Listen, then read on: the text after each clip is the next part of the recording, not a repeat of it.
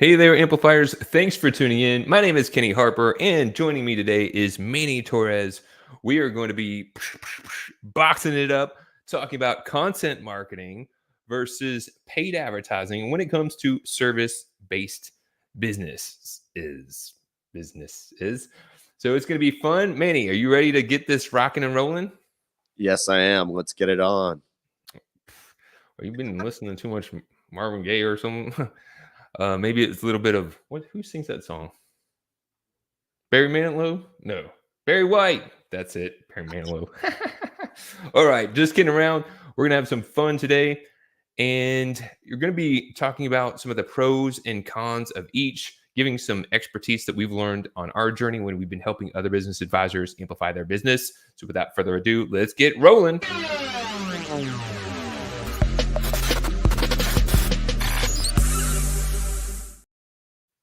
Now, in this versus episode, I'm going to be representing content marketing, and Manny's going to be representing paid advertising. Now, truth be told, there's pros and cons of each. We both use each mediums for different reasons at different times. We're just doing this versus to make this interesting, fun, and we're going to get at it by starting with round one. Cost efficiency. So cost efficiency, Manny, I'm going to go ahead and let you kind of get started making your case for paid advertising. Yeah. So obviously with paid advertising, you're investing into what you're doing. But the good thing is you can identify what your budget is, how much you want to spend, allocate that over time. So it's very finite in terms of knowing what you're going to spend. Whereas sometimes in content marketing, your time is part of that. And it's a mushroom of time that's going into it. Whereas paid advertising, we can set a budget, we can stick to it and know exactly what we're putting in and be able to identify whether or not that is something that's working for us. That's kind of lame. See, here's the thing with paid advertising. It's like burning money. Costs can escalate quickly. You've got to pay a lot of money just to even play the sport. And there's no guarantee of return on investment. Not to mention, you're just paying for traffic. There's no longevity to it. When we're working with people, I like to tell them it's not a flash in the pan sort of marketing. We're helping you develop systems and change habits and optimize things so that it has lasting value. And that's what content can do. Content is cost effective over the long term. It does cost some time. And I've realized time does have value. But if you are struggling with finances, if you don't have a large budget, you can create your own content. There's tools out there that you can create your own content. And once you create it, it continues to have visibility. You can continue to send it to people. And it has lasting value without additional costs. So I think you're not going to win this round because content marketing is where it's at when it comes to, you got a counter? I've got one more counter there. One thing that we didn't talk about is how long it takes that content marketing to kick in, right? With paid advertising, the second that you turn that on, you know that it's going to be getting out to those people that you need it to get out. Talking about time, or we're talking about cost? Right now, cost, but the visibility, because you brought up some items, so I'm putting the counters up for those. Well, in this round, we're talking about cost, and I do get your point. I think it's coming up in a later round. But for this round, let's see. Crowd out there, let's hear the... Sorry, Manny. Content marketing winner this round. It really is because you can invest and build a library of content. It has longevity. And one thing I'll say is a lot of times a mistake some people will make, business advisors, 2 mistakes, and then we'll move on to the next round. Creating content that's for them. They're talking about too much tactical, too much of their jargon and insights, or content that's really not directing towards a next step. Creating the content for the sake of content. You want to be thinking about how is this providing value to people and where might it take someone when they're moving to the next step. All right, we're going to move to round 2. Content marketing won the first round. And in round 2, we're talking about long-term value. I kind of already set the stage here, man. I think you're going to get beat again. I'm going to go ahead and continue on, and then you can counter, see if you can try to overcome this one. But really, it's the long-term value. It's building the authority. If you are putting out your thoughts, and you're putting out your thoughts in such a way that you're providing your expertise, you're providing some social proof that you have experience, you're helping people solve their challenges and achieve the things that they're looking for by sharing content. Maybe you're entertaining them and providing them a good experience. Then you're going to be building a relationship with your audience. You're also going to be having more visibility, because if you optimize your content for keywords and key phrases, you can show up in search. You can show up in like YouTube videos. You can show up in social media sites. So it has lasting long-term value. You can build a library of all the frequently asked questions, all the tools and tips, and create it once, leverage it many times. Whereas paid advertising, it's short-lived. Once the budget runs out, the ads stop. So does the traffic. It's burning like that. Manny, see if you can try to come back from that. Yeah, so that's all great that you're able to get something that lasts, but if no one sees it, does it really matter? With paid advertising, not only can we target really specifically, get to the people that we want, we can start to acquire customers, we can start to pixel them. We're building an audience that can grow, that we can retarget and make more offers to later. One of the things that we've been able to do with some of our clients is helping those ad campaigns optimize over time so that they're reducing the amount of money that they're having to spend to acquire a new customer.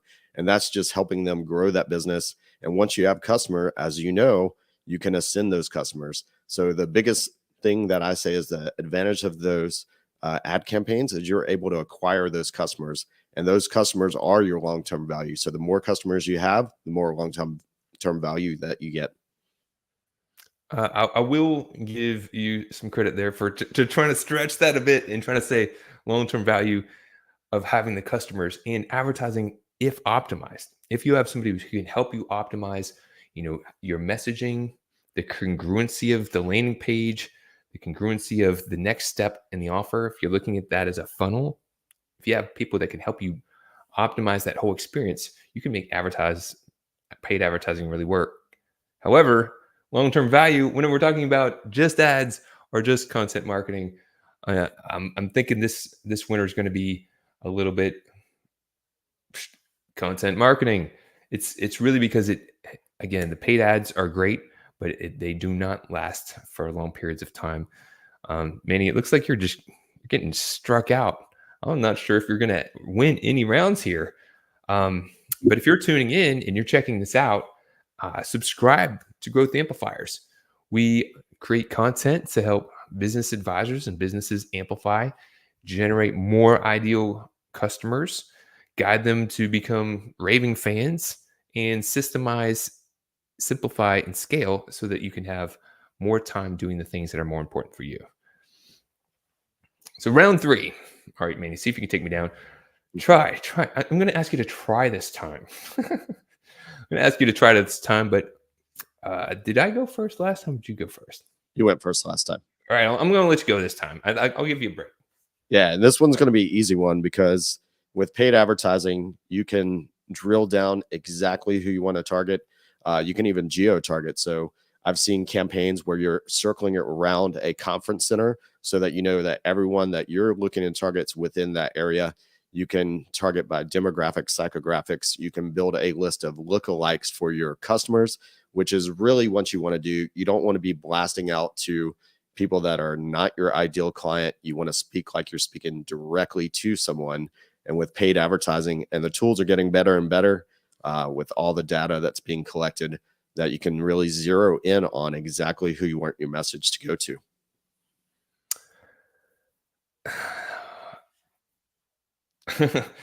That's pretty good.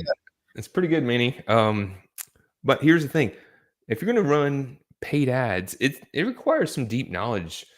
It's constantly changing. The algorithms for how you use advertising requires you can't just, like, I guess you can turn on ads really quickly without knowing what you're doing and spend a lot of money. But if you really want to get good results, you've got to work with someone who has experience and knows how to tune and optimize the ads to get the right people and not waste the budget. So with content marketing, you can really get and attract self-qualified leads who are interested in your content and potentially lead to higher conversion rates because they've shown interest in your content. Maybe they're searching for it and they're searching a particular topic and they stumble upon your content, or maybe it crosses their feed if they stumble into it. They So might stumble if you put some advertising budget behind it. oh touche. If you're yeah, I know that's one of the things that we recommend. It's very challenging in today's market with how saturated social media is. If you don't put a little bit of ad budget behind your content, it may just be shouting out into a cave. Whose side am I on? Oh my god. Winner this round, the winner, paid advertising. All right, so let's continue on this conversation, and the next thing we're going to be talking about is ease of implementation. So, Manny, I'm going to let you go again because you won your first round last time, and I want to make sure that you're getting another chance because I'm two up on you at this point. Yeah. So on ease of implementation, the great thing with technology evolving is that it is getting easier. So if you are creating some content, you can easily boost that content to get it to go further. You don't have to get too complex in terms of what you need to do. And there's also a lot of automation. So with Google, you've got some of the dynamic ads where it'll start pulling content for you. So if you're new to it, there are ways that you can just follow the platform that you're on. They give you some guides to follow. And just to get started, it's not that difficult. Now to optimize and really get the ROI, yes, you want to be able to go a few levels deeper, start to work with someone that can help you, whether they're a consultant or someone that you're paying to help out with that. But just to get started, I still think the ease of implementation is not too difficult. Okay. Well, again, yeah, you could turn it on really quickly, but it needs ongoing optimization. You need to adjust the budgets. You need to have that knowledge of expertise. There's a chance of your ads being disapproved or technical issues that can cause campaign delays. You could burn through budgets if you really don't have that expertise. I just got my car back from the shop. Live in Jacksonville, Florida. It's summertime right now, and my AC went out the other day. Riding it down the street with my kids. We're in our nice car, and we're all cooling in the air conditioning. Stop at a stop, turn it off, turn it back on, and now the AC goes out. I'm like, what? What in the hell? And then it's like 90, 100 degrees in here, burning, sweating, melting. My kids are their face turning red. And I call the guys to see if they could fix it, and they're like, it's going to take several days. They're going to order the part, and I'm tempted to go and try to fix it myself because you want to try to do what you can, but then it's too complicated. I don't know anything about putting in an air conditioner into a car, and maybe I could look it up on YouTube. But if you don't do something right, you could have a big consequence and mess things up. And going back to what we're talking about here is paid advertising. I think that's the thing where if you don't know what you're doing, you can run into a lot of challenges there. And so with content marketing, it could be started with minimal tools. It's great for businesses with unique insights and knowledge to share. And yeah, it's really easy to create content. I think the challenge that we do see with people with content marketing is knowing what to create content around. So there's that fear of saying, hey, someone else has already said it. No one's going to want to hear what I have to say about it. So I think some of the content marketing fears and blocks are actually internal versus external. So it's a little different dynamic in terms of how easy that implementation is. True that. Let's get with the way in. Where they at? There they are. All right. Paid advertising. Again, I think this is because when you're looking at ease of implementation, it is really quick. Content marketing, you need to have a strategy, you need to have a plan, and you need to be able to put it out there. And if you're just getting started with your brand or just starting your business, you might need to get some quicker results. However, if you have more time, content marketing is something where you could get started there, and then paid advertising is a nice accelerator. All right, meaning we're about neck and neck here. We got one more round to go, but I want you, if you're tuned in or checking out the replay, share your thoughts. What do you think? We're talking about service-based business owners, where maybe like accountants or CPAs or business advisors. What are your thoughts? What have you tried? What have you seen that has worked? What is your, which do you think is better? I'm curious to know.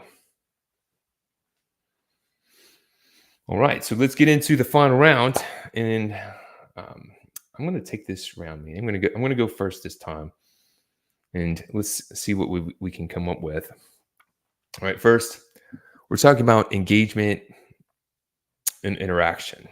Now, I think this is going to be an easy win here, Manny, because with content marketing, you can create content that tells a story. You can create content that's entertaining.